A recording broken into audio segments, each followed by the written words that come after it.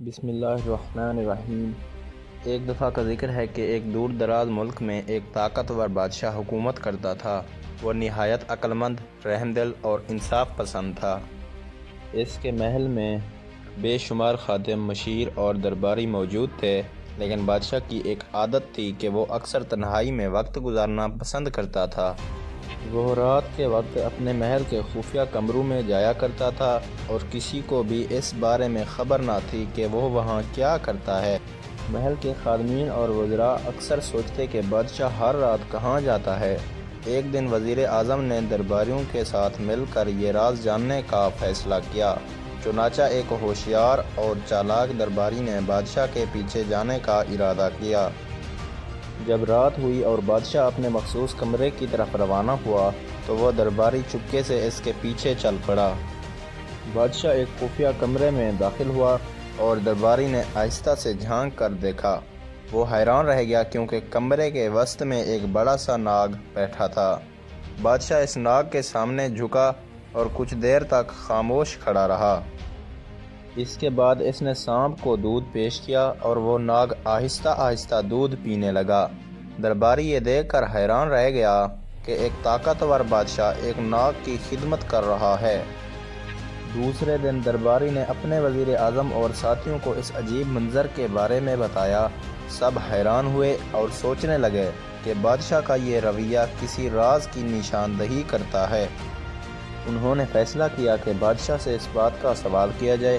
اگلے دن دربار میں وزیر اعظم نے ادب سے پوچھا، جہاں پناہ، ہم آپ سے ایک بات جاننے کی اجازت چاہتے ہیں، کیا ہم سوال کر سکتے ہیں؟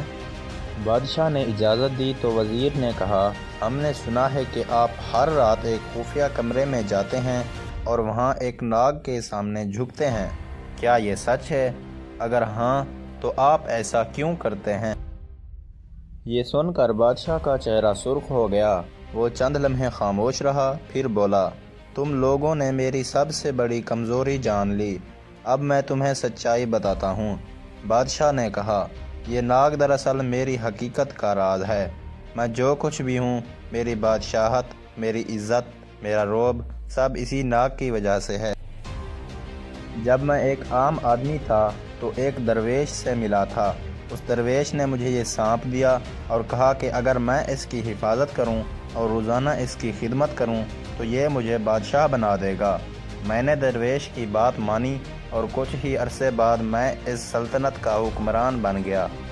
لیکن درویش نے ایک وارننگ بھی دی تھی کہ اگر میں نے کبھی اس ناگ کی خدمت میں کوتاہی کی یا اسے نقصان پہنچایا تو میری بادشاہت ختم ہو جائے گی اور میں بدترین انجام کو پہنچوں گا۔ یہ سن کر درباری اور وزیر حیران رہ گئے۔ کچھ نے اسے اتفاق سمجھا اور کچھ نے بادشاہ کے اس عمل کو نادانی قرار دیا، مگر وزیر اعظم نے بادشاہ کو مشورہ دیا کہ وہ درویش کو دوبارہ تلاش کرے اور اس راز کی حقیقت جانے، کیونکہ کوئی بھی طاقت ابدی نہیں ہوتی۔ بادشاہ کو وزیر کی بات سمجھ میں آ گئی۔ اس نے درویش کو تلاش کرنے کا فیصلہ کیا۔ کئی دنوں کے سفر کے بعد وہ اس درویش تک پہنچا۔ درویش نے مسکرا کر کہا، میں جانتا تھا کہ تم ایک دن واپس آؤ گے، اب وقت آ گیا ہے کہ تم حقیقت کو سمجھو۔ درویش نے بادشاہ کو سمجھایا، یہ ناگ دراصل تمہارے اندر کی ہوس، خوف اور اقتدار کی بھوک کی علامت ہے۔ جب تم نے اسے اپنایا تو تمہیں طاقت ملی، لیکن تم اسی کے غلام بن گئے۔ اگر تم واقعی آزاد ہونا چاہتے ہو تو تمہیں اپنی ہوس اور خوف کو ختم کرنا ہوگا۔ طاقت اور دولت ہمیشہ نہیں رہتی، اصل دولت دل کی پاکیزگی اور نیکی میں ہے۔ اگر تم واقعی ایک عظیم بادشاہ بننا چاہتے ہو تو اس سانپ کو چھوڑ دو۔ بادشاہ کو درویش کی بات سمجھ میں آ گئی۔